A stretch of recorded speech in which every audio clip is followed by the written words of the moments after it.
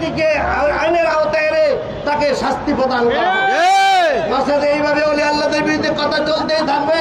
আমাদের এই দেশে মাজার ভাঙছে কারা, তাদেরকে চিহ্নিত করে শাস্তি আনা হোক। মাজার কি দোষ করেছে ভাই? আল্লাহর ওলির ওখানে মানুষ জিয়ারত করে। হ্যাঁ, মাজারের শরীয়ত বিরোধী কাজ চললে কমিটি বানিয়ে সেগুলি বন্ধ করি আমরা, কিন্তু মাজার যিনি সাহিত্য, তিনি তো সম্মানিত ব্যক্তি, জীবনটাকে আত্মকারে হিসেবে শুয়েছেন, তার মাজার ভাঙতে হবে কেন? যারা মাজার ভাঙছে, যারা ওলিদের সারে গোস্তাখি করছে, বেয়াদবি করছে, তাদেরকে চিহ্নিত করে এই দেশের মানুষ যদি সরকার বিচার না করে, মানুষ তাদের বিচার করে। অনতিবিলম্বে যে সমস্ত মাজার ভাঙা হয়েছে, সরকারি উদ্যোগে মাজারগুলি আবার তৈরি করা হোক দাবি। আর যে মাজারগুলি আছে সেগুলিকে আপনার নিরাপত্তা দেওয়ার জন্য সরকার ব্যবস্থা নেবে। আর না, জনগণ যদি খেপে যায় তাহলে পরিস্থিতি সামাল দিতে পারবেন না। এদেশের মানুষ আল্লাহর ওলিদের ভক্ত, এদেশের মানুষ মাজারের ভক্ত। মাজার পূজা আমরা করি না, মাজার জিয়ারত করি। এবং এই মাজারে গিয়ে মানুষ মনে আকুতি জানিয়ে আল্লাহর কাছে ফরিয়াদ করে।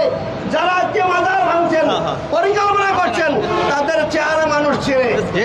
এই দেশের ওলি আল্লাহ ভক্তরা যদি একত্রিত হয়ে পড়ে, আর একত্রিত হয় এবং সর্বত্র মুসলমানরা যদি একত্রিত হয়, এরা এই দেশে 1 মিনিট থাকতে পারে না।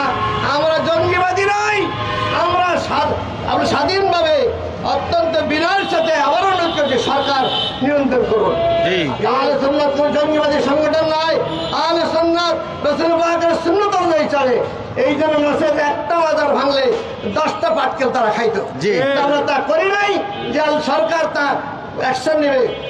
আমি মাননীয় প্রধান উপদেষ্টাকে ধন্যবাদ জানাচ্ছি। যেদিন গাজীপুরের ফসিউদ্দিন রহমান মাজার ভাঙা হলো, আপনার সময় ব্রিগেডিয়ার জেনারেল সাজ্জাদ সাহেব ওখানে ছিলেন কাছে, উনি টেলিফোন করলেন, তাড়াতাড়ি অর্ডিন্যান্স জারি করেন, গৃহযুদ্ধ লেগে যাবে। তারপর একটা নোটিশ দিয়েছে। নোটিশ দেওয়ার পরে মাজার ভাঙে কি করে? নোটিশ কি করে মাজার ভাঙে? আমি বলবো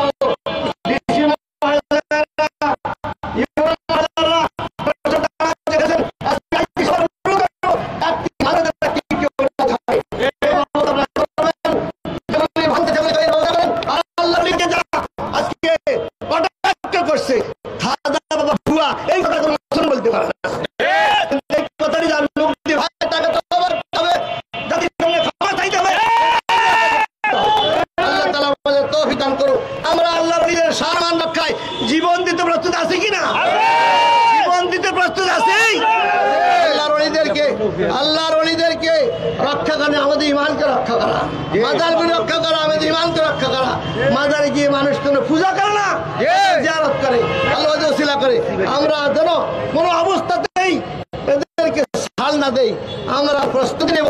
সরকার আশা করি অ্যাকশন নেবে, অ্যাকশন না নিলে জনগণ তার অ্যাকশন নেবে ইনশাআল্লাহ। আসসালামু আলাইকুম।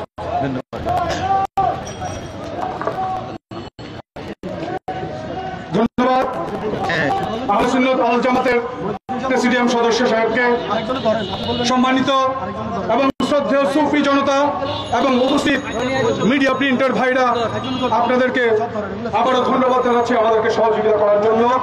আজকে নৈতিকতার জায়গা থেকে আমরা এখানে এসে দাঁড়িয়েছি এবং মাননীয় অন্তর্বর্তীকালীন সরকারের কাছে বিনীতভাবে হাত জোর করে আমরা বারবার বলছি, এই দরবার মাজার ভাঙচুরগুলোর বিরুদ্ধে আপনারা অ্যাকশন নেন, আপনারা আইনগত ব্যবস্থা গ্রহণ করেন। আমরা যেহেতু শান্তিতে বিশ্বাসী, আমরা কোনো সহিংসতা বিশ্বাস করি না।